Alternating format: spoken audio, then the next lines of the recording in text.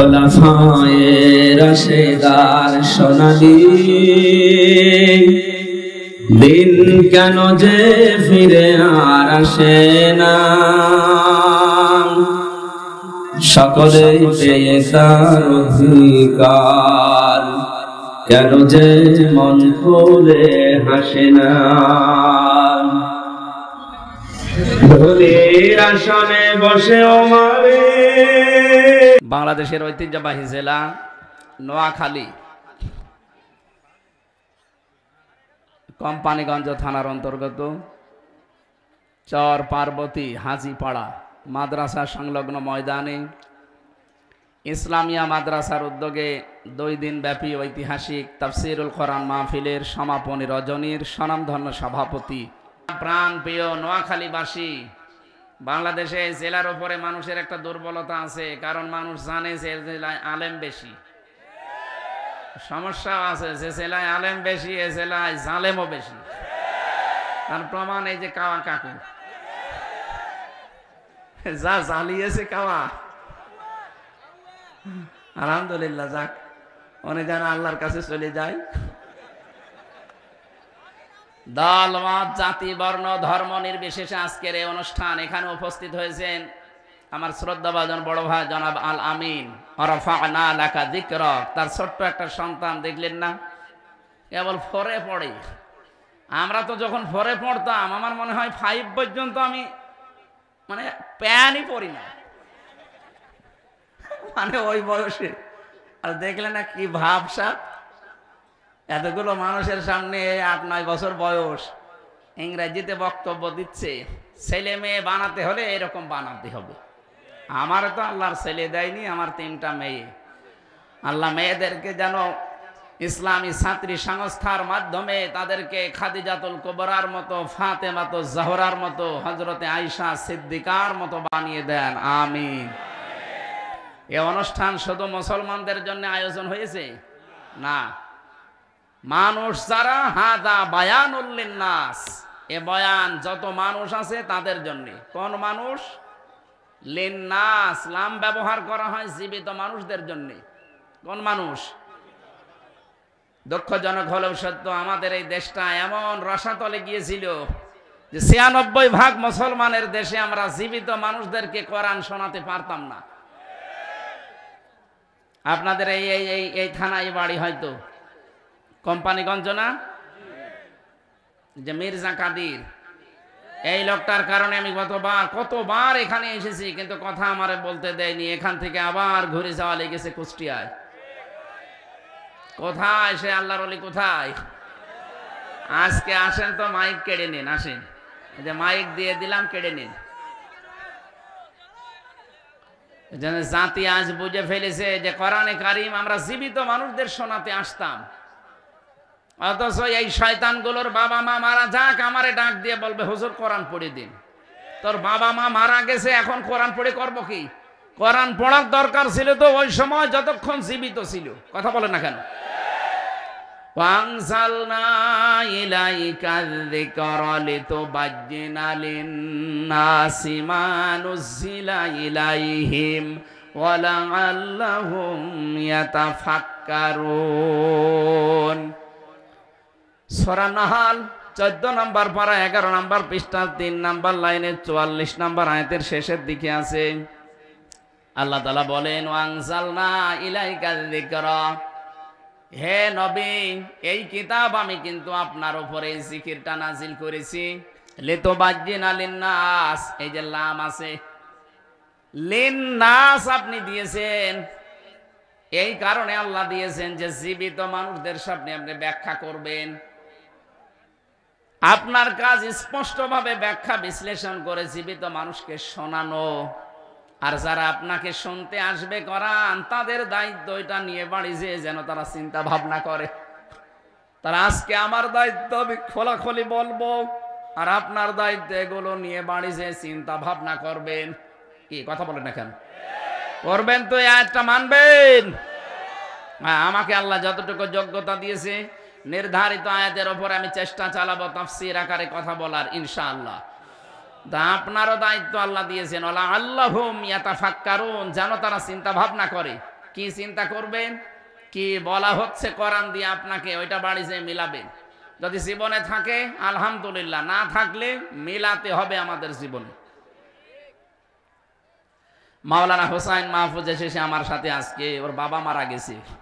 আল্লাহ রাব্বুল আলামিন বাবাকে জান্নাতুল ফেরদাউস যেন নসিব করে। কোরআনে কারীম বলছিলাম, এটা শুধুমাত্র জীবিত মানুষদের আলোচনা এখানে আছে, কিন্তু জীবিত মানুষদেরকে আমরা শোনাতে পারতাম না, 14 রকমের ফর্মালিটি মেনটেন করা লাগতো।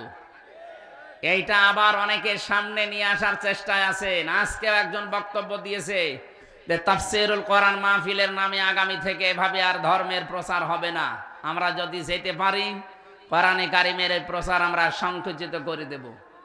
তার মানে জালেম যারা বিদায় নিয়েছে, আপনাদের মনোভাব জাতি এখন বুঝতেছে আপনারা জালেম হবেন। এ জাতিকে বললাম না আর পাগল ভাববেন না, দুর্বল ভাববেন না। জাতি যখন বুঝেই গেছে আপনারাও কোরআনের বিরুদ্ধে, ঝাঁটিয়ে বিদায় করবে। এই জন্য এখনই সব প্রকাশ করে দিয়েন না, তাহলে সব বুঝে ফেলবে। অন্তত এখন মনে মনে রাখেন, পাগলও তো নিজের ভালো বোঝে, আপনি তো নিজের ভালো বোঝেন না দেখি, সবই প্রকাশ করে দিচ্ছেন যে এই করব, সামনে এই করব। তো মানুষ তো সব জেনে ফেলছে, এই জন্য গোপন আছেন, গোপন করে থাকবেন। কথা বোঝেন আমার? বিভিন্ন রকমের চেতনার নাম এখন আসতেছে আপনার কাছে। যে দলের জন্মই হয়েছে মুক্তিযোদ্ধার 4-5 বছর পর, তাদের মুখে মুক্তিযোদ্ধার এই চেতনা মানায়? আমি নিচে নামলাম না। সুতরাং আপনাদের আমরা ভালোবাসি, আপনারা মাজলুম মানুষ। আমরা জানি কিছু কুলাঙ্গারের কারণে এই মাজলুম দলটার যেন ক্ষতি হয়ে না যায়। আমরা মিলেমিশে দেশটাকে সাজাতে চাই। যেই কয়েকজন তাদের ক্ষতি করার পেছনে আছে, দেখবেন ওই কয়েকজন হয়তো কোনো জায়গা থেকে কিছু পাচ্ছে, নয়তো ওরা এরকম উল্টাপাল্টা কথা বক বক করতো না। যেহেতু এটা রেকর্ড হচ্ছে, এই জন্য বলছি আপনারাও থামবেন। আমার সাথে বহু মাজলুম মানুষ আমি পেয়েছি, 313টা মামলা নিয়ে জেল খাটতেছে। আপনি তাদের তুলনায় কিছুই করেননি। এই জন্য আপনার পেছনে আমার মনে হয় কিছু আছে, আপনি কিছু খাচ্ছেন, হয় কিছু খান নাই, হয়তো লাল পানির ভেতরে আছেন। এ ঘড় কেটে গেলে তখন দেখবেন এই দেশের আসল হিতাকাঙ্ক্ষী আলেমরা, কি কথা বলেন না কেন, যাদেরকে আপনি তুলনা দিয়েছেন যে মদ ব্যবসায়ী যারা, তারা নিজেরা মদ খায় না, অন্যকে খাওয়িয়ে মাতাল করে রাখে। এদেশের আলেম যারা, এরা আলেম না, এরা ধর্ম ব্যবসায়ী, নিজেরা ধর্ম মানে না, ব্যবসা করে খায়। কথাটা কত দূর গেছে আপনি টের পাননি। নবীর কলিজায় লেগেছে, আপনার ঈমান চলে গেছে। আল্লাযীনা ইউযুনা রাসূলাল্লাহি লাহুম আযাবুন আলীম, সূরা তাওবার 61 নম্বর আয়াত শেষের দিকে আছে। ইউযুনা এটা মোজারে, এই এদিকে তাকান। ইউযুনা এটা মোজারে, বর্তমান ভবিষ্যৎ, প্রেজেন্ট ফিউচার। আল্লাহ তাআলা বলেন, যারা আমার নবীকে, আমার রাসূলকে কষ্ট দিচ্ছে, দেবে, তাদের জন্য যন্ত্রণাদায়ক আযাব আমি আল্লাহ রেডি করে রাখলাম। যেহেতু নবী এখন নেই, তাহলে ইউযুনা দিলেন কেন? আযাব দিতে পারতেন, দিয়েছেন এই কারণে। ওই যে প্রথম বলেছি, নবী এখন নেই কিন্তু নবীর ওয়ারিস আছে। কিয়ামত পর্যন্ত যারা আলেম তারা নবীর ওয়ারিস, নাইবে রাসূল। কথা বলেন ঠিক কিনা? নবীকে কষ্ট দিলে যেমন গুনাহ হতো, নাইবে রাসূলদেরকে কষ্ট দিলে ঠিক ওই রকম গুনাহ হবে। আমি নিজে সাক্ষী, আলেমদেরকে কষ্ট দিলে তার পরিণতি কি হয়। এই যে ঐশী, ওর বাবা মাকে নিজে জবাই করেছিল, আমাদের পাশের জেলে ছিল। আমি 4 নম্বরে ছিলাম, ও মহিলা ছিল 3 নম্বরে। আমি দেখেছি যে আলেমদের এই যে ঐশীর বাবা, যেটা আল্লামা জনায়েদ বাবুনগরী রহমতুল্লাহ আলাইহি, তার দাড়ি চেপে ধরে টান দিয়ে কয়েকটা দাড়ি তুলে ফেলেছিল। উনি ওই সময় বলেছিলেন, না ফারমান, যা করলে আল্লাহ তোমাকে দেখাবে। ঠিক দেখিস, কথা বলেন না কেন? এত কিছুর পরও আপনার শিক্ষা হয় না? যারা আলেমদের বিরুদ্ধে অবস্থান নিয়েছে, ডাইরেক্ট হোক ইনডাইরেক্ট হোক, একটাকেও আল্লাহ ছাড়ে নাই। কারণ আমি আবার বলছি, আলেম শুধু আলেম নাই, এটা নবীর নায়েব। নবীর স্থলাভিষিক্ত হিসাবে এটা কাজ করছে। এই জন্য অন্য জায়গায় যতই মাতলামি করেন, ভণ্ডামি করেন, অন্তত এই জায়গাগুলো সেন্সিটিভ থাকবেন, নয়তো কপালে আগুন লাগলে দোয়া করে লিভানো যাবে না। তাহলে আমার কাজ হচ্ছে স্পষ্ট ভাবে কোরআনের কথা বলা জিন্দা মানুষের সামনে। 14 জায়গায় পারমিশন নেওয়া লাগতো, আজকে এই কথাটা তুলে ধরেছে না ফারমান বলছে 14 জায়গায় পারমিশন নেওয়া লাগতো এই 15 বছর, এখন আর নেওয়া লাগে না। এই জন্য এই ধর্ম ব্যবসায়ীরা খেপেছে। কত বড় কথা বললেন আপনি! আপনি মানুষ, তার মানে ওই জালেমদের আপনি সাপোর্ট করতেন। কোরআনের কথা কি হামজার বাবার কথা? বলেন। আমি পালন না করলে আমাকে যে দায়িত্ব আল্লাহ দিয়েছেন আমি তো ধরা খাবো, এই কারণে তো আমার বলা লাগে। আজ সবাই যদি বাল্লিগু আন্নি ওয়ালাউ আয়া এই হাদিসটা মেনে চলতাম, কেউ আর বাধা দেওয়ার সাহস পেত না। শব্দটা কিন্তু বাল্লিগ না, বাল্লিগু বহু বচন। আন্নি আমার পক্ষ হতে, ওয়ালাউ আয়া একটা বাক্য যদি তোমার জানা থাকে তাও পৌঁছিয়ে দাও, এটা আদেশ। এই আদেশ রাসূলুল্লাহ। আল্লাহর আদেশ মানা যেমন ফরজ, রাসূলের আদেশ মানাও ফরজ, কারণ তাকে আল্লাহ শারিয়া বানিয়েছেন, শরীয়ত প্রণেতা। তিনি হা বললে হালাল, না বললে হারাম। এই কথা বলেন না? জমিন থেকে পা তুললে আরশে চলে যেতেন, এখান থেকে আঙ্গুল ইশারা দিলে চাঁদ 2 টুকরা হয়ে যেত। এত বড় পাওয়ার আল্লাহ যাকে দিয়েছিলেন, সেই রাসূলের নির্দেশ হচ্ছে তোমরা সবাই মিলে প্রচার করো। একটা আয়াত যদি তোমার জানা থাকে, তাহলে আমি রাসূলের এই আদেশ মানতে গিয়ে বাতিলের টার্গেট হব, আর আপনি কেন্দ্রীয় মসজিদের ইমাম শুধু বাবা কাঁদো বলে বাতিলের ফল মাকড় পাবেন, তাদের কাছে হাদিয়া তোফা পাবেন না। এটা তো হয় না। এই আদেশ আমার জন্য যেমন মানা ফরজ, আপনার জন্যও ফরজ। কথা বলেন না কেন? নবীজি কিন্তু এখানে কারো নাম বলেন নাই। বাল্লিগো এর ভেতরে দুনিয়ার যত উম্মত আমরা আছি সবাই শামিল। যেহেতু এটা ফরজ, নামাজের মতো রোজার মতোই ফরজ, আজকে থেকে ফরজ দায়িত্বটা সবাই পালন করেন। কি যতটুকু জানেন, যদি জানেন কুল হুয়াল্লাহু আহাদ, এইটাই প্রচার করেন। যতটুকু জানবেন ওইটাই প্রচার করা আরম্ভ করেন। বাল্লিগু আন্নি ওয়ালাউ আয়া। সবাই যদি দায়িত্ব পালন করতাম, জালেমদের এই কথা বলার সাহস বাংলার জমিনে হইতো না। বলেন। এজন্য সবাই দায়িত্ব কাঁধে নেওয়া যায় না যে যা জানি তাই প্রচার করব, কে বাধা দেয় আমরা দেখব। এই কথা বলেন না কেন? তাহলে এমনি জুলুম বন্ধ হয়ে যাবে, এমনি অন্যায় বন্ধ হয়ে যাবে যেগুলো চলছে। আজ রুখে দাঁড়াতে পারি না, এই জন্য এখনো অনেকে চাঁদা চায়। যদি সত্যি রুখে দাঁড়াতে পারতাম, কিসের চাঁদা? আচ্ছা মিষ্টি খাবো, টাকা দাও। ক টাকা? মিষ্টি খেতে কয় টাকা লাগে? যদি আপনি 500 টাকা দেন, বলে না 10 লাখ। তুমি কোন দেশের মিষ্টি খাবে যে 10 লাখ টাকা লাগবে? ওই জায়গায় ধরে যদি 2-1টা উত্তম মাধ্যম দেওয়া যায়, জীবনে ওর মিষ্টি খাওয়ার নাম আর আসবে না। ও আমার সাথী, যেখানেই হোক 56,000 বর্গ মাইলে যেখানেই দেখবেন না দুর্বৃত্তায়ন চলছে, চাঁদাবাজি চলছে, দলমত দেখবেন না, রুখে দাঁড়াবেন, এদেশ থেকে এমনি অন্যায়গুলো বন্ধ হবে। আর আমরা এরকম দেখতে চাচ্ছি। এই কথা বলেন না কেন? আমির জামাত ডক্টর শফিকুর রহমান হাফিজাহুল্লাহ অলরেডি ঘোষণা দিয়েছেন, এদেশে যদি ইসলাম আসে সর্বপ্রথম দিন আমরা বন্ধ করব চাঁদাবাজি। আমরা এরকম দেশ চাই না। আপনি এরকম একটা ঘোষণা দেন তো, যে আমরা যদি আসি এই দেশে সর্বপ্রথম দিন বন্ধ করে দেব চাঁদাবাজি। বলেন। আপনার তো সে সৎ সাহস নেই। আমি বলতে পারি এই কারণে, কারণ আমার একটা মানুষও চাঁদাবাজির সাথে কোনোদিন নিমজ্জিত হয়নি। আমি গ্যারান্টি দিতে পারি হবেও না। যদি কোনো জায়গায় হয় আপনি আমারে বলেন, দেখেন কি করে আইন আদালত পড়ে। এরকম গ্যারান্টি আপনি দিতে পারেন না। এই জন্য দেশের মানুষ এখন আর ঘোলের ভেতরে নেই। চশমা যেহেতু খুলে গেছে, আমরা সব কিন্তু দেখতে পাচ্ছি। আপনি যাই মনে করেন ভাই, এইটাই সত্য কথা। দেশের মানুষ কিন্তু এখন এইটাই চাচ্ছে, 15% থেকে যদি 58% এসে যায় 4 মাসের ভেতরে, আর কিছুদিন যেতে দেন, 100 জনের 100 জন মানুষ চাইবে দেশে কোরআনের আইন কায়েম হোক।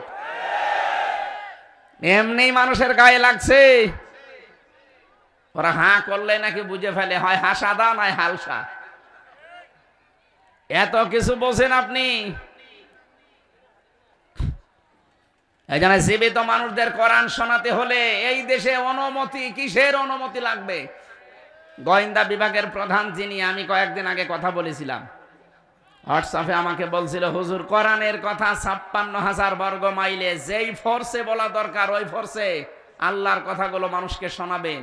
কোন ইঞ্চি জায়গায়ও পারমিশন নেওয়া লাগবে না। যদি কেউ কিছু বলে শুধু একটু জানাবেন, ও ঠ্যাং ভেঙে ফেলবে।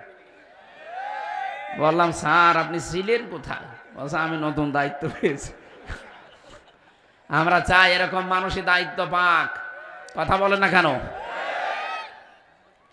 এই জন্য কোরআন আমরা জীবিত মানুষদেরকে শোনাতে চাই, সামনে যেন আর কোনো বাধা আমাদের সামনে না আসে। আল্লাহর জমিন, আল্লাহর বান্দাদের সামনে আল্লাহর কথাগুলো শোনানো হবে। আমরা একমত আছি না এ বিষয়ে?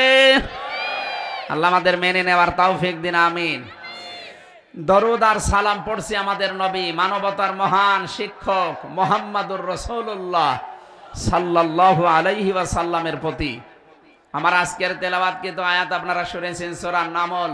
নমল মানে পিপিলিকা, নমল মানে কি? আমরা 15 নম্বর আয়াতটা পড়েছি। গুরুত্বপূর্ণ কিছু তথ্য এখানে আছে, বাস্তবতার সাথে মিলিয়ে আমরা আলোচনা করব ইনশাআল্লাহ। জবান খুলে কোরআনের শোনালে আয়াত পড়েন। এই কোরআন শরীফটা ছাপা ভুল আছে। এটা হাফেজ না হলে যদি কেউ পড়ে তার খতম হবে না। এখানে প্রায় 11টা 12টা পৃষ্ঠা নেই। আমি যে পৃষ্ঠা থেকে পড়বো পৃষ্ঠাগুলো হয়তো ওঠে নাই। এই জন্য এই কোরআন শরীফ আমার মনে হয় বাতিল করে দিন। না না, আর লাগবে না, অথবা রেখে দিয়েন তুলে, ওটা পড়ার দরকার নেই। আউযু বিল্লাহি মিনাশ শাইতানির রাজিম। বিসমিল্লাহির রহমানির রহিম। এই ছেলে, ভেতরে কি? বসো বসো বসো। এই আওয়াজ মাড়ি খায় কেন ভাই? আওয়াজ যেন বাড়ি না খায়। ওয়ালাকাদ আতাইনা দাউদা ওয়া সুলাইমানা ইলমা ওয়া ক্বালা আলহামদুলিল্লাহিল্লাযী ফাদ্দালানা আলা কাসীরিম মিন ইবাদিহিল মুমিনিন। সূরা নমল 15 নম্বর আয়াতটা পড়েছি। ঐতিহাসিক প্রেক্ষাপটের ভেতরে আছে হযরতে সুলাইমান, হযরতে দাউদ আলাইহিস সালামের জীবনী থেকে আল্লাহ নবীকে শুনিয়েছেন। সেখান থেকে আমাদেরকে কিছু শিক্ষা দিতে চান। সত্যি করে বলেন তো, এই শিক্ষাগুলো দিলে বাড়ি নিয়ে যাবেন? যাবেন তো ইনশাআল্লাহ? আল্লাহ আয়াতটা শুরু করার আগে গ্যারান্টি দিলেন দুইটা। ওয়ালাকাদ, অবশ্যই অবশ্যই, আতাইনা, আমি আল্লাহ দিয়েছিলাম, দাউদা ওয়া সুলাইমানা ইলমা, দাউদ এবং সুলাইমানকে জ্ঞান। আল্লাহ রাব্বুল আলামিনের কাছে যত সম্পদ আছে সব চাইতে দামি সম্পদ আল্লাহর কাছে জ্ঞান। কি বললাম? বলেন বলেন। এর চাইতে দামি কোন সম্পদ আল্লাহর কাছে নেই। এটা সবচাইতে দামি। এজন্য যত নবী পাঠিয়েছেন প্রতিটি নবীকে আল্লাহ কিন্তু কম বেশি জ্ঞান দিয়েছিলেন। এই যে 2 জন নবীর নাম বললাম, এনাদেরকে আল্লাহ জ্ঞান দিয়েছিলেন। এই 2 জন নবী জ্ঞান পাওয়ার পরে কি করেছে আপনি দেখেন। আর আমরাও অনেকে জ্ঞানী দাবি করি, আমরা জ্ঞান পেয়ে কি করি? ওয়াকালা আলহামদুলিল্লাহিল্লাযী, কলা দিবসন 2 জন নবী এই কথা বলেছিল। প্রশংসা ওই আল্লাহর জন্যে। আল্লাযী ফাদ্দালানা আলা কাসীরিম মিন ইবাদিহিল মুমিনিন, যিনি আমাদেরকে বহু বান্দার উপরে, মুমিন বান্দার উপরে শ্রেষ্ঠত্ব দিয়েছেন। আমাদের উপরে তিনি ফজল, অনুগ্রহ দিয়েছেন। তাফসিরে মাযহারি, তাফসিরে তাবারি, তাফসিরে কাবীর, আল্লামা ফখরুদ্দিন রাজি আয়াতের তাফসির করতে গিয়ে তিনি লিখেছেন, নবীরা জ্ঞান পাওয়ার পরে আমার আল্লাহর প্রশংসা আদায় করেছে। আমরা যারা কিয়ামত পর্যন্ত নবীর উম্মত দাবি করব, যে কোন নবীর, ওই নবীর উম্মতের প্রথম কাজ হবে জ্ঞান পাওয়ার পরে আল্লাহর প্রশংসা করা। কিন্তু আমাদের এই দেশের নিয়মটা পাল্টিয়ে গেছে। আমরা নবীর উম্মত অনেকে দাবি করি, জ্ঞানী নিজেকে মনে করি, কিন্তু জ্ঞান অনুযায়ী আল্লাহর প্রশংসার বাইরে চলে যায়। এ পৃথিবীতে আল্লাহর সব চাইতে বড় প্রশংসা লেখা আছে কোন জায়গায় বলেন তো, কোথায়? আরো জোরে বলেন। কুল বিফাদলিল্লাহি ওয়া বিরহমাতিহি ফাবিযালিকা ফালিয়াফরাহু হুয়া খায়রুম মিম্মা ইয়াজমাউন। বলেন আল্লাহু আকবার। রাব্বুল আলামিন বলেন, নবী আপনি বলুন, তামাম দুনিয়ার মানুষ যা গেইন করে, যা অ্যাসিভ করে, যা অর্জন করে, আনন্দ করে, আমি আল্লাহর কাছে কোরআনে কারিম শ্রেষ্ঠ সম্পদ। সুতরাং কোরআন যারা পেয়েছে তারা যেন আনন্দ করে। কে বলছেন? ওয়া খায়রুম মিম্মা ইয়াজমাউন। তামাম দুনিয়া যা পেয়েছে তার তুলনায় আমি আল্লাহর কাছে এই কোরআন শ্রেষ্ঠ। সুতরাং কোরআনের জ্ঞান যারা পেয়েছেন তাদের আমাদের উচিত হবে নবীদের মতো আমার আল্লাহর প্রশংসা দিয়ে শুরু করা। আলা কাসীরিম মিন ইবাদিহিল মুমিনিন। আল্লাহ রাব্বুল আলামিন এই পৃথিবীতে অনেক মুমিন বান্দাদের উপরে আল্লাহ আমাদেরকে এই জ্ঞানের উপরে শ্রেষ্ঠত্ব দিয়েছেন। মানুষের শ্রেষ্ঠত্ব বাড়ে বয়সে না, মানুষের শ্রেষ্ঠত্ব বাড়ে মোটা হওয়ার ভেতরে না, মানুষের শ্রেষ্ঠত্ব বাড়ে জ্ঞানের উপরে। বলেন, ফেরেশতাদের সামনে আল্লাহ একটা ক্লাস নিয়েছিলেন। নিজে শিক্ষক, ছাত্র হচ্ছে আমাদের আদি পিতা হযরতে আদম নবী আলাইহিস সালাম, আর ক্লাসরুম হচ্ছে জান্নাত। রব্বুল আলামিন বলেন, ওয়া আল্লামা আদামাল আসমাআ কুল্লাহা সুম্মা আরাদাহুম আলাল মালাইকা। আমি আদমকে কিছু জিনিসের নাম শিখালাম।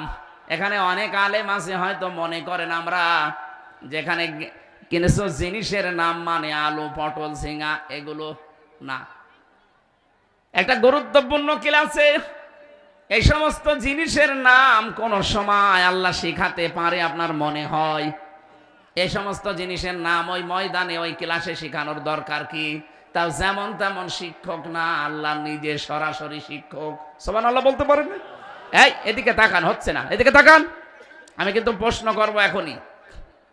আল্লাহ নিজে শিক্ষক হয়ে ছাত্র হিসাবে একজন নবী প্রথম মানুষকে জান্নাতের ক্লাসে তিনি ক্লাস করিয়ে যেটা শিখিয়েছিলেন, আধুনিক তাফসীর যারা মুফাসসিররা ইনারা লিখতেছেন এটা আলু, পটল, ঝিঙা, বেগুন এগুলোর নাম শুধু না, যত শত জ্ঞান আছে এই পৃথিবীতে, যত ন্যায় এবং অন্যায়, এই বিষয়গুলোই এক ক্লাসে আল্লাহ আদমকে শিখিয়ে দিয়েছে।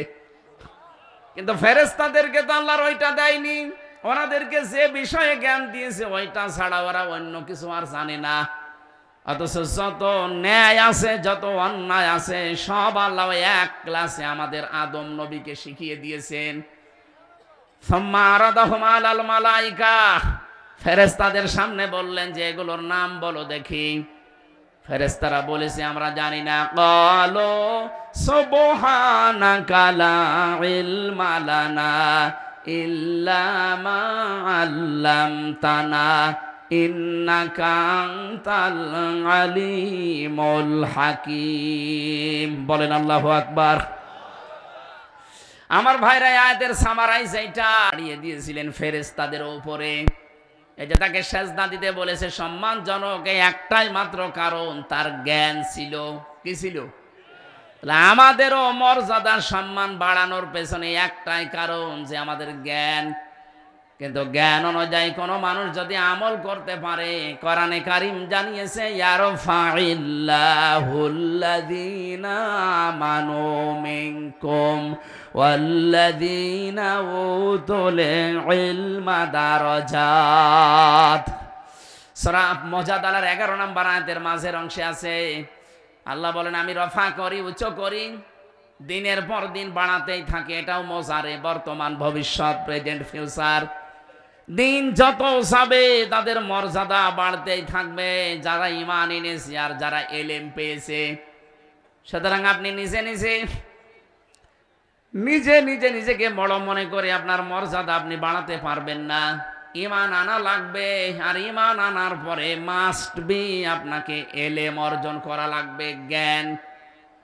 যেহেতু আদম নবী আলাইহিস সালামকে আল্লাহ প্রথমে জ্ঞানটা দেওয়ার কারণে তার সম্মান বৃদ্ধি করে দিয়েছিলেন। কিয়ামত পর্যন্ত আদমের সন্তান যারা আসবে, এরা যদি ঈমান আনার পরে জ্ঞান অনুযায়ী আমল করে, দিন যত যাবে তাদের মর্যাদা বাড়তেই থাকবে। আপনি এই পৃথিবীর দিকে মিলান, যারা জ্ঞান অনুযায়ী আমল করে না, দিন যত যায় তাদের মর্যাদা তত কমতে থাকে। আর যারা জ্ঞান অনুযায়ী আমল করেছে, সামনাসামনি হয়তো গালিগালাজ করে, পেছনে যে বলতে থাকে না লোকটা আসলেই ভালো। আমি আল্লামা দেলাওয়ার হোসাইন সাইদি রহমতুল্লাহ আলাইহির কথা বলছি। এই লোকটা জ্ঞান অনুযায়ী আমল করার কারণে হয়তো জালেমরা সামনাসামনি গালিগালাজ করতো, উল্টা পাল্টা কথা বলতো, পেছনে যে আমি অনেক জালেমের মুখে শুনেছি না লোকটা কিন্তু ভালো। সুবহানাল্লাহ বলতে পারেন না? অথচ বড় বড় অনেক আলেমের নাম শুনি, সামনে যে প্রশংসার ছড়ি একেবারে খুলে বসে, আর পেছনে যে বলে ও তো একটা টাটকানির ভেজাল জালেম। তার জ্ঞান অনুযায়ী আমল নেই, কাজ নেই, এই জন্য তাদের উপরে মানুষের একটা ঘৃণা আল্লাহ তৈরি করে দিয়েছেন। কোন মানুষ যদি তার জ্ঞান অনুযায়ী আমল না করে, কাজ না করে, তখন তার উপরে আমার আল্লাহ ঘৃণা তৈরি করে দেয় সৃষ্টি জগতের ভেতরে। কোন মানুষ যখন জ্ঞানের উপরে আমল করতে চায়, নবীদের মতো দিন যত যাবে তাদের সম্মান আল্লাহ বাড়াতেই থাকবে। কিন্তু জ্ঞানের উপরে আমল করা এই কাজটা বড় কঠিন কাজ। আল্লাহ পাক বলেন, ইয়া হাসরাতান আলাল ইবাদ মা ইয়াতিহিম মির রাসূলিন ইল্লা কানু বিহি ইস্তাহজিউন। সূরা ইয়াসিনের 30 নম্বর আয়াতে আছে, রব্বুল আলামিন বলেন, আমার বান্দাদের জন্য আমার আফসোস লাগে, আক্ষেপ হয়, এমন কোন নবী রাসূল পাঠালাম না যার সাথে সমসাময়িক মানুষেরা ঠাট্টা করে নাই, বিদ্রুপ করে নাই। বলেন তো নবীদের চরিত্র খারাপ ছিল? আরো জোরে বলেন। তারা মানুষের ঘর ভেঙে দিয়েছিল, চাঁদা চেয়েছিল। কেন তাদের উপরে মানুষের রাগ? একটাই কারণ আমি পেয়েছি, তারা তাদের জ্ঞান অনুযায়ী আমল করেছিল, কাজ করেছিল। জ্ঞানের উপরে চলতে গিয়ে অনেক নবী তাদের নামও হারিয়ে ফেলেছে। ইতিহাসের দিকে তাকান, হযরত ঈসা নবীর নাম এই খ্রিস্টানরা পাল্টিয়ে ফেলে দিয়েছে যিশু। হযরত মুসা নবীর নাম ইহুদিরা পরিবর্তন করে দিয়েছে যোসেফ। হযরত ইব্রাহিম জাতির পিতা, তার নাম ইহুদিরা পাল্টিয়ে দিয়েছে আব্রাহাম। আমি বাইরের যতগুলো দেশে গেছি, ইহুদের সাথে মিশলে ওরা নাম বলে নবীর, কিন্তু আব্রাহাম বলে ডাকে। আমরা যেটাকে ইব্রাহিম বলি ওরা বলে আব্রাহাম, আমরা যেটাকে মুসা বলি ওরা বলে যোসেফ। খ্রিস্টানদের সাথে আমি বাইরের দেশে যেয়ে মিশেছি, যে ট্রেনে যাওয়া লাগে মাঝে মাঝে এই শহর থেকে ওই শহরে, খ্রিস্টানের পাশে সিট পড়লে একটু কথাবার্তারা জিজ্ঞাসা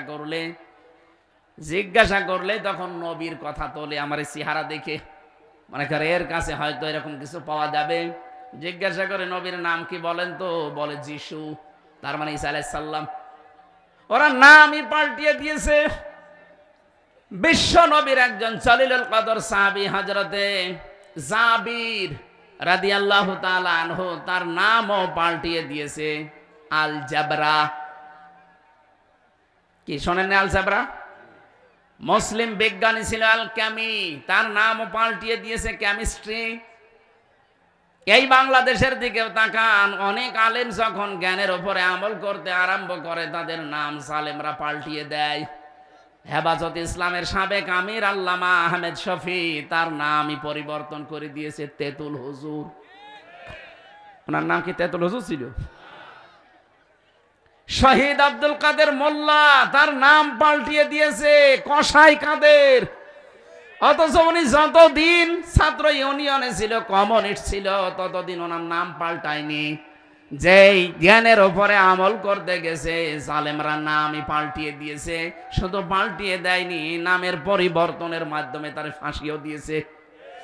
পুরান ঢাকায় যে লোকটা ছিল কসাই কাদের, তারে ফাঁসি দেওয়ার দরকার ছিল, অথচ ফাঁসি দিয়েছে শহীদ আব্দুল কাদের মোল্লা রহমতুল্লাহ আলাইহি।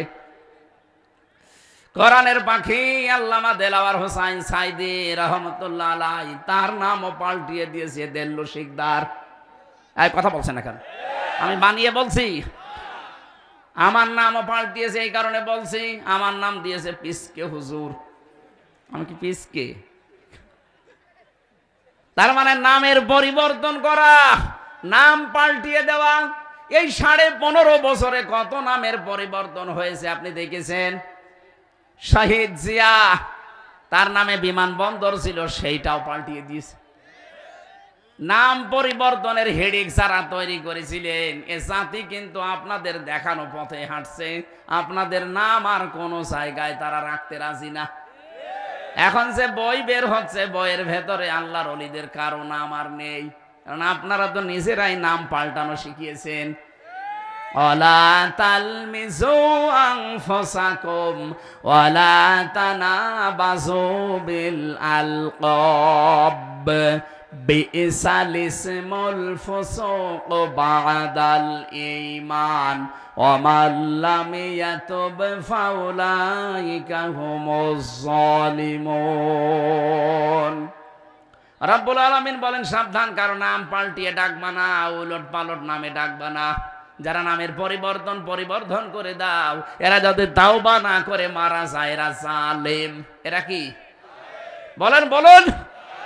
নামের পরিবর্তন করলে আপনি জালেম হয়ে যাবেন, আর সেখানে নাম পাল্টিয়ে তার জীবনটা কেড়ে নিলেন, আপনি তো জালেমের বাপ। আমি এখান থেকে ফাতোয়া বের করেছি, এই 1628টা চেয়ারে বাংলাদেশে যারা 15.5 বছরে ছিল, প্রত্যেকেই জালেম আর জালেমের দোসর। কান খাড়া করে শোনেন মুসলমান, যারা জালেম হবে তারা কিন্তু কাঙ্ক্ষিত জায়গায় পৌঁছাতে পারবে না। কারণ ইন্নাহু লা ইফলিহুজ জালিমুন, এখানে জালিম না জালিমুন বহু বচন আছে। আল্লাহ বলেন কোন জালেম সফল হচ্ছে না, হবেও না। যদিও রেওয়ায়েতটা দুর্বল, আমি শিক্ষার জন্য বলছি। এই যে সাদ্দাদের নাম শোনেননি? শোনেননি? হযরত হুদ আলাইহিস সালামের জামানায় তাকে দাওয়াত দিলেন ইসলামের দিকে। আল্লাহ তাআলা জানিয়েছেন, আমান আযলামু মিম্মান ইফতারা আলাল্লাহিল কাযিবা ওয়া হুয়া ইউদআ ইলাল ইসলাম আল্লাহু লা ইয়াহদিল কওমাজ জালিমিন। ওই লোকটার চাইতে বড় জালেম আমি আল্লাহর দৃষ্টিতে আর কেউ নেই, যাকে ইসলামের দিকে আহ্বান করা হয় অথচ সে আল্লাহর প্রতি একটা আন্দাজি ধারণা দিয়ে দেয়। এটা বাংলাদেশে আরম্ভ হয়েছে। আমরা ডাকি আপনাকে ইসলামের দিকে, আমার দিকে না, ইসলামের দিকে আসেন, আর আপনি আমার নামই পরিবর্তন করে দেন। আল্লাহু লা ইয়াহদিল কওমাজ জালিমিন, ইয়াহদি মুজারি। এই এদিকে তাকান, শিক্ষা আছে এখানে। আল্লাহু লা ইয়াহদিল কওমাজ জালিমিন, আল্লাহ বলেন জালেমদের আমি পথ দেখাচ্ছি না, দেখাবো না। এই জন্য ইসলামের দিকে ডাকা হলে যারা ঘাড় বাঁকা করেন, উল্টা পাল্টা আরো আল্লাহর নামে চাপিয়ে দেন দোষ। কথাগুলো ভালো করে মনে রাখেন, আল্লাহ কিন্তু আপনাকে হেদায়েত দিচ্ছে না, দিবেও না। আর জালেমরা কখনো সফল? আরো জোরে বলেন। হযরত হুদ দাওয়াত দিলেন, লোকটা উল্টা বুঝে হযরত হুদকে বলেছে, তুমি যে আল্লাহর কথা বলো, জান্নাতের বর্ণনা দাও, আমি নিজেই তোমার এই জান্নাত বানাবো, শুধু তুমি একটু আমার আইটেম গুলো দাও, কি কি আছে জান্নাতে। হযরত হুদ আলাইহিস সালাম জান্নাতের একটা বর্ণনা দিলেন যে এই এই জিনিস দিয়ে আল্লাহ জান্নাত বানাবে। ওই এলাকায় যত, ওর আন্ডারে যত বিভিন্ন জায়গায় ওর যে লোকজন সেট করা ছিল প্রদেশে প্রদেশে, তাদের কাছে খবর পাঠিয়েছে যে আমি আমার স্বপ্নের জান্নাত বানাবো, তোমরা যা যা আছে স্বর্ণ পাঠাও, রূপা পাঠাও। আমি একটা শিক্ষা এখান থেকে পেয়েছি তাফসীরে, এই জন্য বলছি, ভালো করে খেয়াল করবেন। এই ছেলে কোথায় যাও, কি শুনতে এসেছেন আপনি? 1-1.5 ঘন্টা বসে থাকতে পারেন না? আপনার বিয়ে দিলে বউ টেকবে? শেষে নোয়াখালীর বদনাম হয়ে যাবে। আর কত মেয়ের বাবা এখানে বসে আছে জানেন, তারা যদি দেখে যে চলে যাচ্ছে, আপনার তো জীবনে বিয়েই হবে না। মুরব্বী মানুষ দু একটা চলে যায় যাক, কারণ তার বিয়ে সাথে চিন্তা নেই। যুবক মানুষ উঠলে কেমন না, একটু বসে নাই এ কি গো, এটি কাওয়া কাকুর ভাইরা ভাই, না ওঠা যাবে না ভাই, ভালো করে এখান থেকে শিক্ষাটা নিয়ে যাবেন, কারণ এর উপরে চলছে দেশটা। যে যেখান থেকে পেরেছে তার বিভিন্ন প্রদেশ থেকে, সে যেহেতু মেন জায়গায় আছে এই মোদির মতো, আর সারা 29টা প্রদেশে তার লোকজন ঠিক করা আছে। পুরা এলাকা থেকে স্বর্ণ রূপ যা পাচ্ছে সব নিয়ে আসো, সোনার ওপা দিয়ে সে জান্নাতের ঘর বানাবে। বিশাল এরিয়া নিয়েছে চাটিয়াল ময়দানে। হযরতে হুদ আলাইহিস সালামের কাছে শুধু বর্ণনা শুনেছে জান্নাত এই পাশ থেকে ওই পাশ দেখা যাবে না, ওই রকম ময়দান নিয়েছে যেন এই পাশ থেকে ওই পাশ দেখা না যায়। চারিদিকে স্বর্ণের ইট রূপার ইট দিয়ে ঘিরে নিয়েছে পুরাটা। ভেতরে ভোর আর গেলমান লাগবে। এলাকার যুবতী মেয়ে যারা, যুবক ছেলে যারা, এদেরকে চয়েস করে করে সব চাইতে সুন্দর তাদেরকে হুর আর গেলমান বানিয়েছে। ওর পরে এদেরকে বানিয়ে জান্নাত পুরা কমপ্লিট। 22 বছর সময় নিয়ে বানিয়েছে। ঐতিহাসিকরা লিখেছে 22টা বছর সময় লেগেছিল। প্রায় 20,000 মানুষ কাজ করেছে একাধারে। যেখানে যা পেয়েছে তার নিজের রাজ্যের ভেতরে পেয়াদারা যেখানে যা পায় তাই তো নিয়ে আসে। একটা গরিব বিধবা মেয়ের বিয়ে হয়েছে, তার বাবার কাছ থেকে ওই সময় বেঁচে থাকা অবস্থায় কিছু স্বর্ণ পেয়েছিল। স্বামীটা মারা যাওয়ার কারণে সেইটাই তার শেষ সম্বল, সেটা বেঁচে আছে নিয়ে। হঠাৎ পেয়াদারা বলছে এটা দেওয়া লাগবে, বাদশার স্বপ্ন পূরণ করতে হবে। উনি বলছে না, এটা নেবেন না, এটা আমার জীবনের শেষ সম্বল, এটা নিয়ে অন্তত আমি এখন বেঁচে আছি। বলে না, বাদশার স্বপ্ন পূরণ করা লাগবে, কারো শেষ সম্বল দেখার সময় নেই। জোর করে যখন কেড়ে নিয়েছে তখন ওই মেয়েটা মাটিতে গড়াগড়ি দিয়েছিল, কান্নাকাটি করে করে বরদোয়া দিয়েছে, রব্বুল আলামিন আমার এই শেষ সম্বলটুকু যে কেড়ে নিও তার স্বপ্ন সাধ তুমি পূরণ হতে দিও না। এখান থেকে আমি কয়েকটা শিক্ষা বের করেছি। কোন মজলুম যদি বরদোয়া দেয়, আরো যদি সত্যি মজলুম হয়, সঙ্গে সঙ্গে ওটা আরো সে চলে যায়। কথা বলছেন? আমি নিজে সাক্ষী দেখেছি, যে পিসকে হুজুর যেটা রফিকুল ইসলাম মাদানি, ও কিন্তু মজলুম ছিল ওই সময়। ওরে পুরা উলঙ্গ করেছে এই ডিবি হারুন, হাউ আঙ্কেল, পুরা উলঙ্গ করে ওর হাতে সিগারেট ধরিয়ে একটা অর্ধ উলঙ্গ মেয়ে লোকের ঘাড়ের উপরে হাত দিয়ে ছবি তুলেছিল। ও আমার নিজে বলছিল জেলখানায় আমার সাথে ছিল। বলছে ওই সময় অসহায় হয়ে একটা বরদোয়া দিয়ে দিলাম, আল্লাহ আমি এমনিতেই ছোট মানুষ, অসহায়, আমি মাজলুম, যা করলো আমার সাথে তুমি ওর সাথে ওইটা করবা। ঠিক আল্লাহ তারে 3 ইঞ্চি দেখিয়ে দিয়েছে। আরে বাবা, তালি মারছে, এটা দেখায়নি। এখন সারা দুনিয়ায় হাউ আঙ্কেল চেনে না, কিন্তু 3 ইঞ্চি চেনে। কয় ইঞ্চি?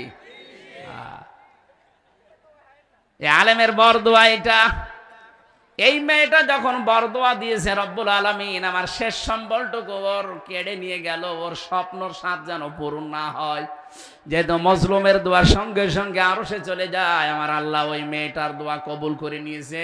মাঝখান থেকে ও জালেম তো জানে না যে কার বরদোয়ায় কি হচ্ছে। শেষ পর্যন্ত জান্নাত কমপ্লিট করার পর ওই উদ্বোধন করবে আজ।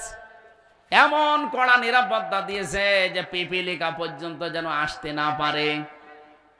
জান্নাতের মেন গেটে ঢুকবে, হঠাৎ দেখে গেটের ডান দিকে একজন ফকির বসা, অনেকগুলো ছেঁড়া তালি দেওয়া, জামা গায়ে দেওয়া। ফকির ওখান থেকে ডাক দিয়ে বলছে, বাদশাহ আপনার সাথে একটা কথা আছে আমার। ও গেছে রে গে, এখানে পিপিলিকা আসতে পারে না, তুমি কে? ফকির মানুষ, এখানে কি কিসের কথা? পরে ভিক্ষা দেব, যাও। লোকটা বলছে না, একটু মাথা নিচের দিকে করেন, আমি একটা কথা বলে চলে যাব।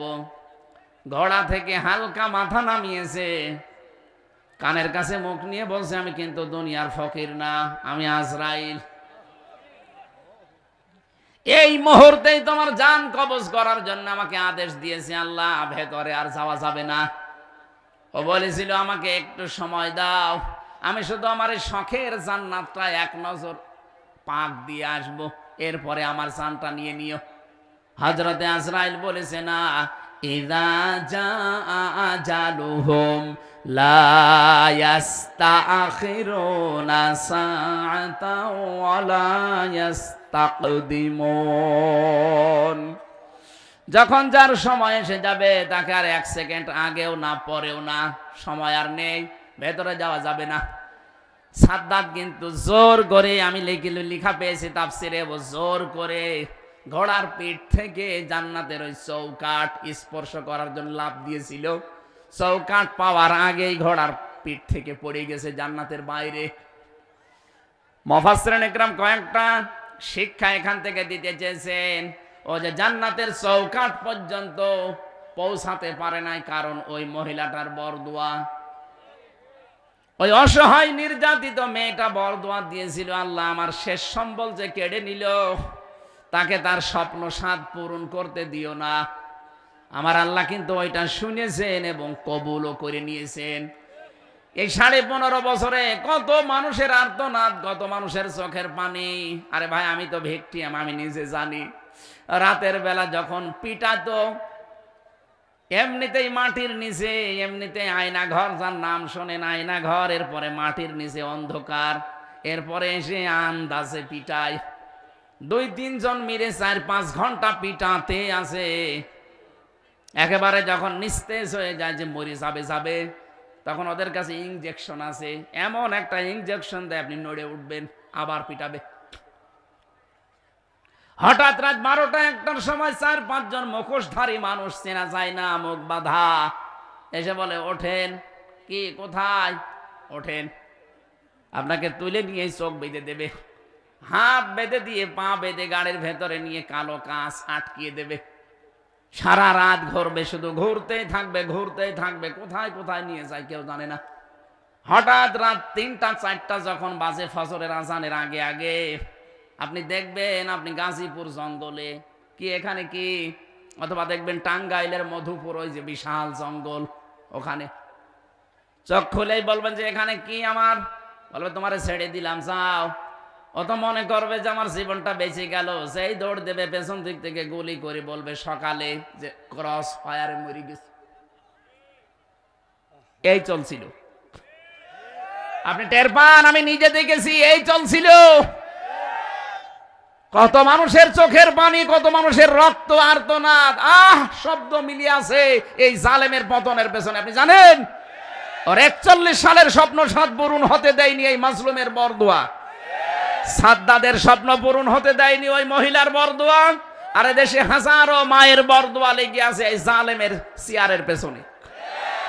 জালেমদের স্বপ্ন কখনো পূরণ হয় না, হলে আল্লাহ কোরআনের আয়াত মিথ্যা হয়ে যাবে। কথা বলছেন এখন?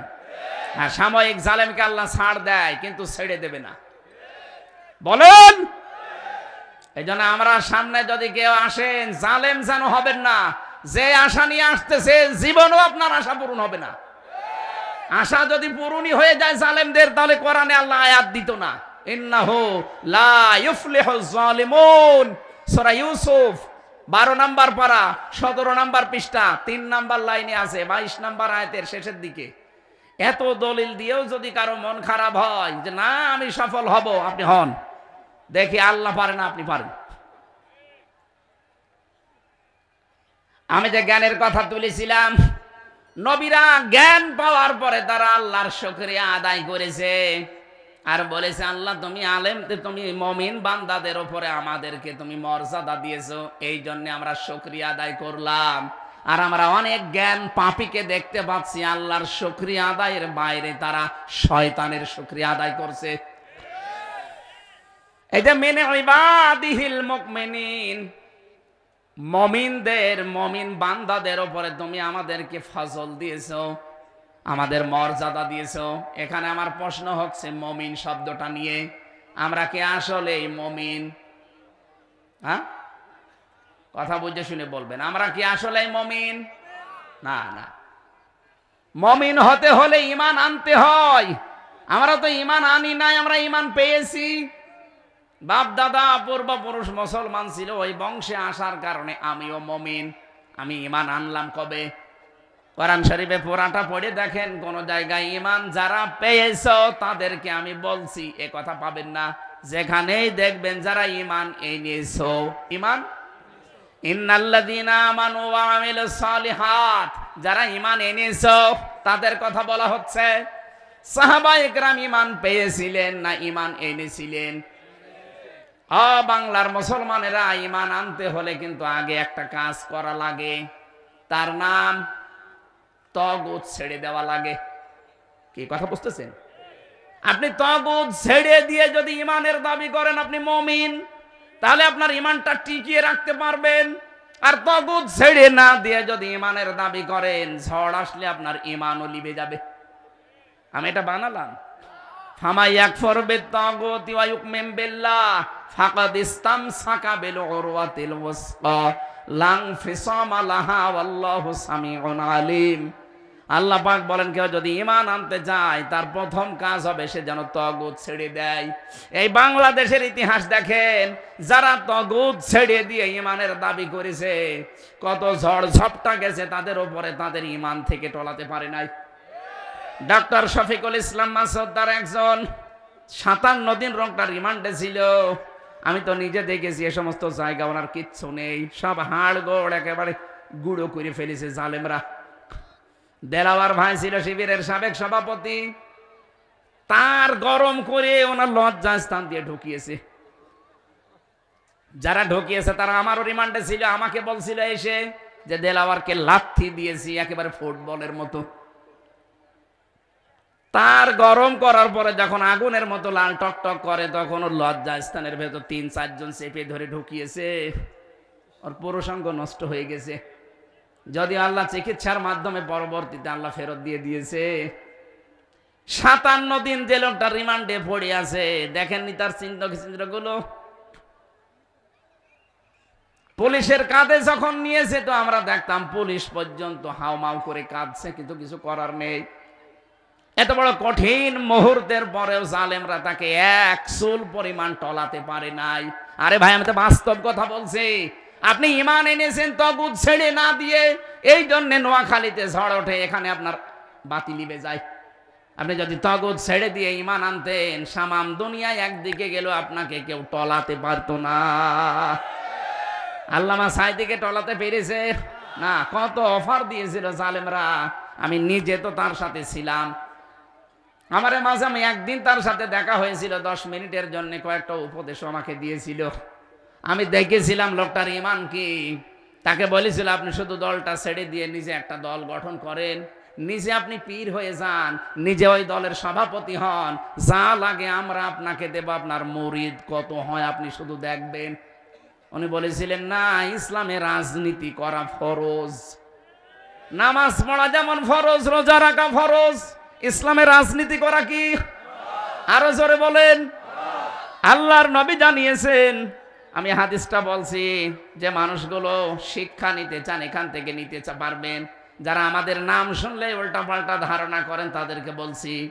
আবু হুরায়রা থেকে বর্ণিত, নবীজি বলেন, ইদা কানা উমারাউকুম খিয়ারুকুম, যখন তোমাদের আমির ওমারা, তার মানে নেতা যারা, দেশের পরিচালক যারা, শাসক যারা, এরা যখন উত্তম মানুষ হবে, ওয়াগনিয়াউকুম সমাহাকুম, দেশের ধনী মানুষগুলো যখন দানশীল হবে, উমরুকুম শুরা বাইনাকুম, সব কাজ যখন রাষ্ট্রের কাজগুলো পরিবার থেকে শুরু করে রাষ্ট্র পর্যন্ত যখন পরামর্শের ভিত্তিতে করা হবে, ফাজাহারুল আরদি খায়রাল লাকুম মিন বাতনিহা, তখন মাটির নিচের চাইতে মাটির উপরের ভাগটা তোমাদের জন্য উত্তম হবে। আমরা তো এইটা তৈরি করতে চাই। আমি কোরআন শরীফ মাথায় নিয়ে বলতে পারি, আল্লাহর কসম, ক্ষমতা আমার টার্গেট না।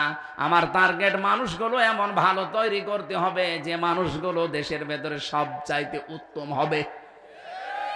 খলিফাতুল মুসলিমিন হযরতে আবু বকর সিদ্দিক রাদিয়াল্লাহু তাআলা আনহু, তার সন্তানটাকে একদিন বারবার দেখেন মায়ের কাছে বলছে, মা আমি পায়েস খাবো। হযরত আবু বকরের স্ত্রী উম্মে রোমানা তিনি বললেন, বাবা ওই রকম টাকা আমার কাছে নেই, তোমার বাবাকে বলি। আবু বকরকে ডাক দিয়ে বললেন, খলিফা আপনি এক কাজ করেন, বাইতুল মালে যিনি আছেন অর্থমন্ত্রীর দায়িত্বে, তারে বলেন আগামী মাসের বেতন যেন আমাদেরটা 1 মাস আগেই দিয়ে দেয়। আপনার ছেলে পায়েস খাবে, ওই টাকা আমাদের কাছে এখন নেই। উনি গেলেন, ডাক দিয়ে বললেন, বাইতুল মালের খাজানচি আগামী মাসের বেতনটা আমারে দিয়ে দেন। অর্থমন্ত্রী ওই রকম ডাক দিয়েছে, খলিফাতুল মুসলিমিন আমিরুল মুমিনিন, আপনি যে আগামী মাস পর্যন্ত বেঁচে থাকবেন তার গ্যারান্টি আছে আপনার? আপনি আগামী মাস পর্যন্ত চেয়ারে আপনাকে জনগণ রাখবে, সেই গ্যারান্টি আপনি পেলেন কোথায়? আপনি যে 1 মাস আগে অ্যাডভান্স বেতন চান, আমি কি দেখে দেব? একটাও তো গ্যারান্টি নেই। সামনে 1 মাস জনগণ আপনাকে নাও রাখতে পারে, 2 নম্বরে আপনি 1 মাস নাও বাঁচতে পারেন। সুতরাং আমি পারবো না, কোনো গ্যারান্টি তো আপনি দিতে পারেন না। মানে মাথা নিচু করে চলে আসলেন, স্ত্রীকে বললেন যে এই জবাব দিয়েছে হবে না। স্ত্রীও ছিল ওই মানের, তিনি বললেন ঠিক আছে স্বামী, আপনার উপরে কোনো অভিযোগ অনুযোগ আমার নেই। যা আসতো রাষ্ট্রের তরফ থেকে ভাতা হিসাবে ওখান থেকে 1 মোট 1.5 মোট 2 মোট করে বাঁচিয়ে রাখতেন আটা। 15 দিন পরে প্রায় 2 কেজি মতো আটা বেঁচে গেছে।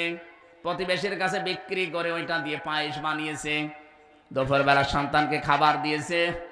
হযরত আবু বকর এসে দেখে পায়েস খায়, ডাক দিয়ে বললেন, স্ত্রী পেলে কোথায়?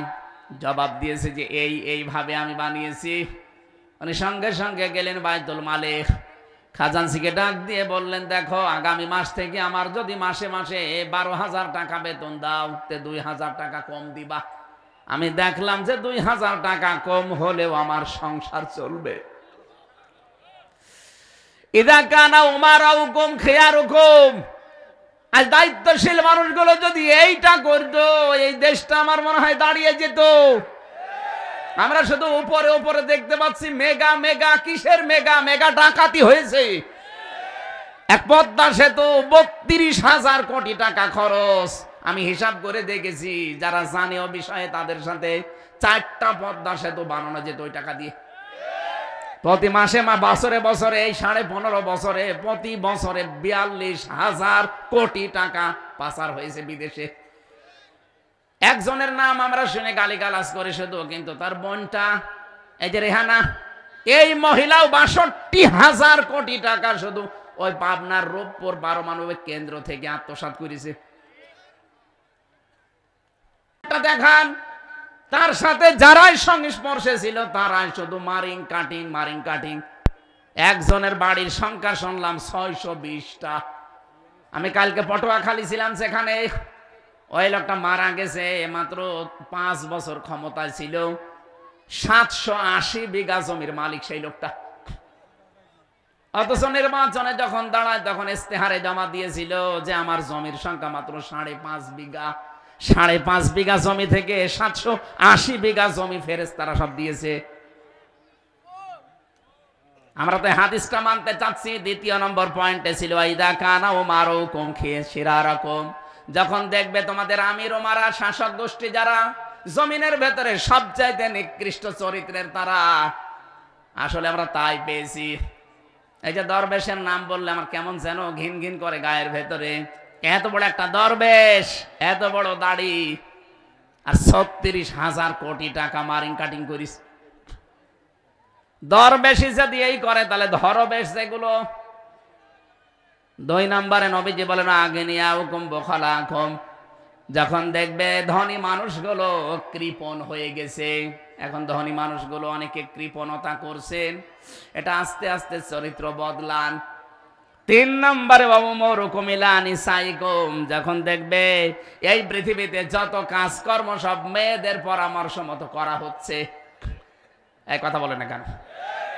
আস্তাকান ইউনিয়ন থেকে শুরু করে একেবারে সংসদ পর্যন্ত সব জায়গায় মেয়ে লোককে এমন এমন এমন ভাবে তৈরি করে দিয়েছে, কিছু করলে তাদের পরামর্শ ছাড়া পারবেন না।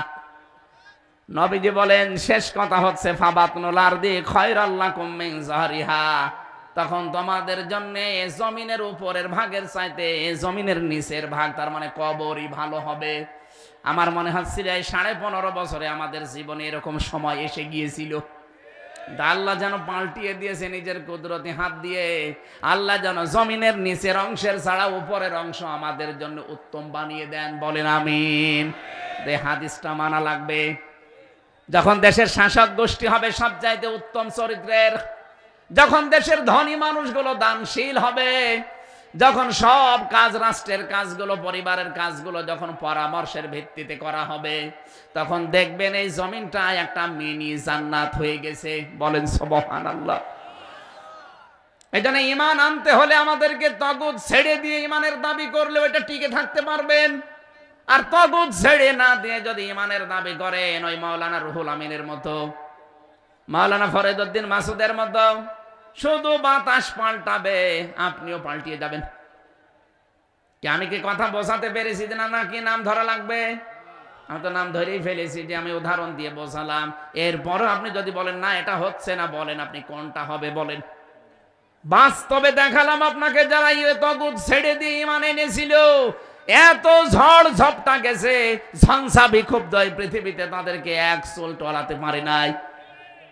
কিন্তু যে মানুষগুলো তাগুত ছেড়ে না দিয়ে ঈমানের দাবি করেছিল, মানুষগুলো ঈমানই এখন আর টিকাতে পারে না।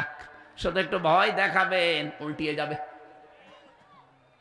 এই জন্য সুলাইমান নবী বলেছিল, রব্বুল আলামিন তুমি আমাদেরকে মুমিন বান্দাদের উপরে ফজল দিয়েছো, ফাদলানা আলা কাসীরিম মিন ইবাদিহিল মুমিনিন ওয়া ওয়ারিসা সুলাইমান দাউদ। সুলাইমানকে আমি দাউদের উত্তরাধিকারী বানিয়েছি। ওয়াকালা ইয়া আইয়ুহান্নাস, হযরতে সুলাইমান ডাক দিয়েছিল মানব মণ্ডলী, উল্লিমনা মানতিকাত তায়রি ওয়া উতিনা মিন কুল্লি শাই ইন্না হাযা লাহুয়াল ফাদলুল মুবিন। হে পৃথিবীর মানব মণ্ডলী, আমার দুইটা কথা তোমরা কান দিয়ে শোনো। এক নম্বরে, আল্লাহ রাব্বুল আলামিন আমাকে যত পশু পাখি বানিয়েছেন তাদের ভাষা বোঝার মতো একটা যোগ্যতা দিয়েছেন। এটা একটা নিয়ামত। এটা কি? দুনিয়ায় যত নিয়ামত আছে আল্লাহ আমাকে সবগুলোই দিয়েছেন। প্রথমে পাখির কথাটা আলাদা বললেন, যে পাখির ভাষা, এটা আল্লাহ আমাকে শিক্ষা দিয়েছেন। এটা বলার পরে যেন অহংকার চলে আসে না নিচের ভেতরে, এই জন্য নিচের দিকে তিনি জানিয়েছেন, ইন্না হাযা লাহুয়াল ফাদলুল মুবিন। এটা স্পষ্ট আমি আল্লাহর, আমার আল্লাহর পক্ষ থেকে আমার প্রতি একটা বিশেষ নিয়ামত, ফজল, অনুগ্রহ। আমি উতিনা মিন কুল্লি শাইয়ের ব্যাখ্যায় পড়েছি, প্রায় 11-12টা তাফসীরের সাথে এই মিন কুল্লি শাই এই শব্দগুলো মিলালাম। যে আল্লাহ আমাকে নিয়ামত দিয়েছেন এই পৃথিবীর সব 27টা নিয়ামতের কথা একটা একটার পরে আমি সিরিয়াল পেয়েছি তাফসীরে। প্রথম নম্বরে হযরতে সুলাইমান নবী যে নিয়ামতের কথা বললেন, সেটার নাম হচ্ছে ক্ষমতা। ক্ষমতা নিয়ামত কার? আরো জোরে বলেন। এই দুনিয়াতে যেই কয়েকজন নবী ক্ষমতায় ছিলেন, তাও এই বাংলাদেশের মতো জায়গা না, ভারতের মতো জায়গা না, তামাম দুনিয়া চালিয়েছেন, তার ভেতরে সুলাইমান একজন। কথা বলে না কেন? তার মানে নবীরা, নবীর উত্তরাধিকারীরা যারা ক্ষমতা চালাবে, ক্ষমতায় বসবে, এটা কিন্তু বানানো কথা না, কোরআনের কথা। আর যারা বনি ইসরায়েলের 80 নাম্বার আয়াতটা বাংলাতে বাড়িতে যে মিলাবেন তাফসীর সহ, হযরতে রাসূলকে যেদিন হিজরত করার জন্য আল্লাহ আদেশ দিলেন, বললেন দাঁড়ান, আপনি আমার কাছে 3টা দোয়া এখন করবেন। আকুর রব্বি আদখিলনি মাদখালা সিদকিও ওয়া আখরিজনি মাখরাজা সিদকিও ওয়াজআলনি মিন লাদুনকা সুলতানান নাসীরা। এক নম্বরে আমাকে বলেন, হে আল্লাহ তুমি আমাকে নিরাপদে বের করে দিও বাড়ি থেকে। 2 নম্বরে বলেন, এখান থেকে একেবারে মদিনা পর্যন্ত পুরো রাস্তাটা নিরাপদ করে দিও। 3 নম্বরে বলেন, মদিনায় যাবার পরে আমার একটা রাষ্ট্র ক্ষমতা দিও, যার ভেতরে তোমার সাহায্য থাকে। বলেন তো দোয়া কবুল করবেন কে? শিখিয়ে দিচ্ছেন কে? তার মানে যিনি শিখিয়ে দিচ্ছেন তিনি 100 ভাগ কবুল করবেন বলে শিখাচ্ছেন। তিনি যদি বলেন আমার কাছে রাষ্ট্র ক্ষমতা চাও, তে আমরা যারা নবীর ওয়ারিস, কারণ হলো মিলাদ পড়ে বেড়াবার মসজিদে ইমামতি করব, কোথায় পেয়েছেন আপনি?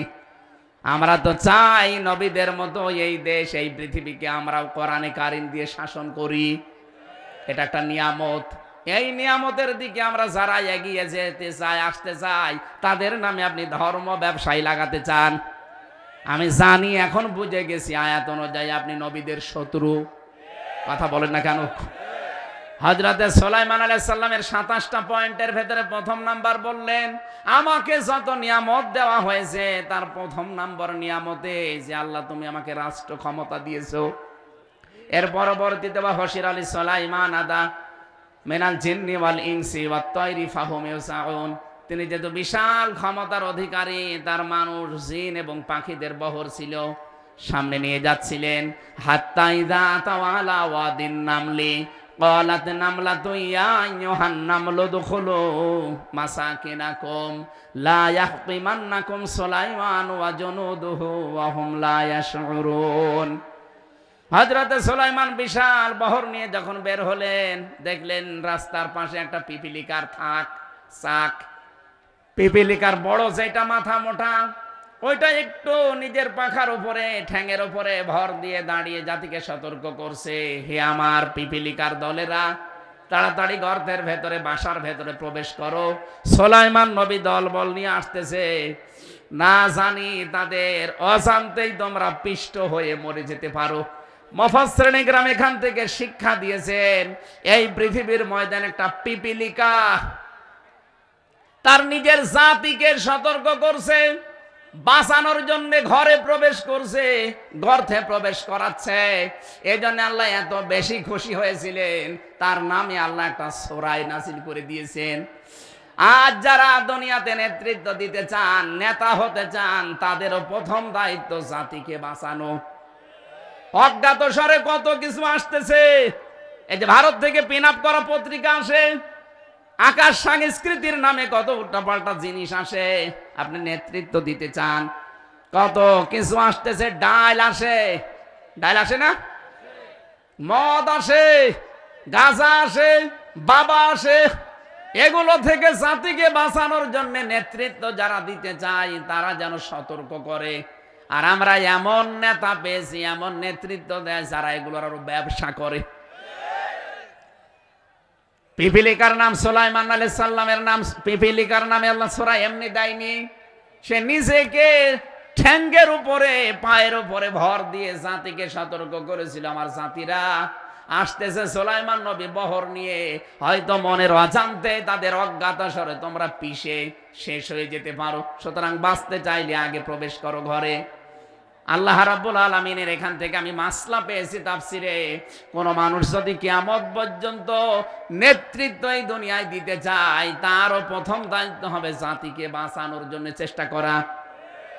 কে এই জাতিকে বাঁচানোর জন্য চেষ্টা করে, কে নিজের আখের গোছানোর জন্য চেষ্টা করে, এটাকে আপনার চোখে আঙ্গুল দেওয়া লাগবে, আপনি দেখতে পারেন না। একটা পিপিলিকার নাম যদি আল্লাহ চিরন্তন করে দিতে পারে, কিয়ামত পর্যন্ত নমল নামে পিপিলিকা নামে সূরাটা কোরআনে থাকবে না। আর যারা জাতিকে সত্যি বাঁচানোর জন্য নিজের জীবন দিচ্ছে, নিজের সব কিছু উজাড় করে দিচ্ছে, একেবারে কঠিন মুহূর্ত পর্যন্ত যারা দাঁড়িয়ে থাকছে, বিশ্বাস করতে পারেন এই মানুষগুলোকে আল্লাহ চিরন্তন করে রাখবে। ফাতাবাসসামা দাহিকাম মিন কাওলিহা। হযরতে সুলাইমান পিপিলিকারে কথা শোনার পরে তিনি হেসে ফেললেন। তাবাসসুম মানে মৃদু হাসি। তিনি মৃদু হাসলেন আর পিপিলিকাকে হাতের উপরে তুলে নিলেন। ডাক দিয়ে বললেন, মাবুদ, এই পিপিলিকার মতো আমি হতে পারলাম না। আকালা রব্বি আউজি'নি আন আশকুরা নি'মাতাকাল্লাতী আন'আমতা আলাইয়া ওয়া আলা ওয়ালিদাইয়া ওয়া আন আ'মালা সালিহান তারদাহু ওয়া আসলিহ লি ফি ইবাদিকাস সালিহিন। বলেন আল্লাহু আকবার। হযরত সুলাইমান আলাইহিস সালাম 4টা দোয়া করেছিলেন একটা পিপিলিকার কাছ থেকে শিক্ষা নিয়ে। তিনি ডাক দিয়ে বললেন, রব্বুল আলামিন, আমি যেন এখন থেকে তোমার শুকরগুজারি বান্দা হতে পারি। তোমার শুকরিয়া আদায় করার পরে আমি আল্লাহ নাম দিয়ে দিলাম ওয়ালি ওয়ালিদাইকা, আমার বাবা মার প্রতি যেন আমি কৃতজ্ঞ থাকতে পারি।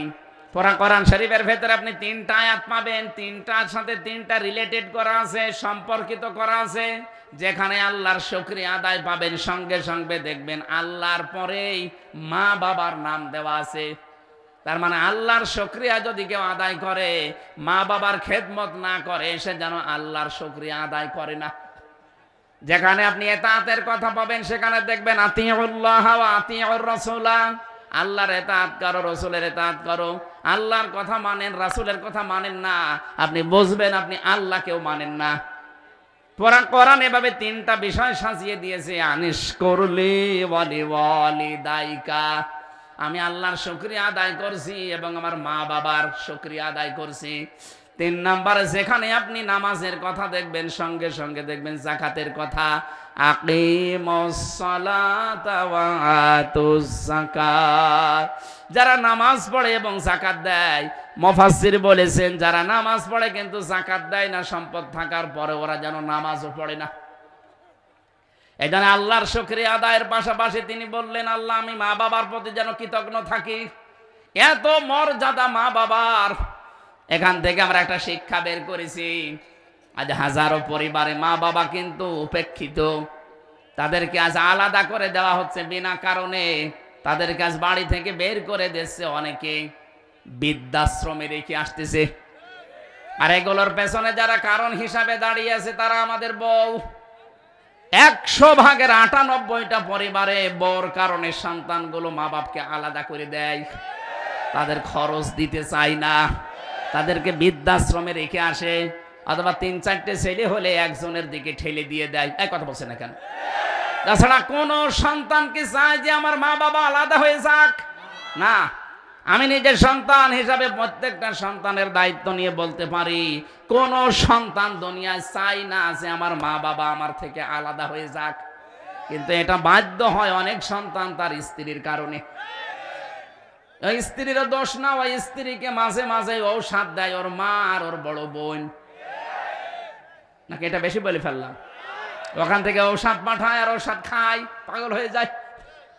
সম্মানিত মা বোনের, আমি স্বামী হিসাবে বলছি, জীবনও আপনি স্বামীর মন পাবেন না যতক্ষণ স্বামীর মা বাবাকে নিজের মা বাবার মতো না দেখবেন। এর সাথে স্বামীরা একমত আছেন না? কারা কারা আছেন স্বামীরা? হাত তোলেন তো। এই ক্যামেরা আলো, ওইদিকে মারো, মহিলারা দেখো, মারো ওইদিকে। হ্যাঁ, আলহামদুলিল্লাহ। সম্মানিত মা বোনেরা, দেখেন প্রত্যেক স্বামী, আপনার স্বামী হাত তুলেছে কিনা দেখেন, দেখেন।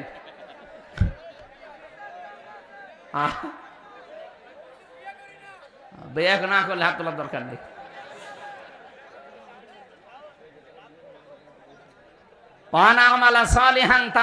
আল্লাহ তুমি আমাকে এমন নেক কাজ করার তৌফিক দাও যার উপরে তুমি রাজি থাকো। সুতরাং সুলাইমান নবীর এই দোয়াটা আমাদের জীবনের সাথে আমরা মিলাতে চাই। তিনি পিপিলিকার কাছ থেকে হাতে তুলে নিয়ে এই শিক্ষাগুলো বলছিলেন, আল্লাহ তুমি আমাকে নেককার বান্দা বান্দীদের সাথে শামিল করে দাও। বলেন আমিন।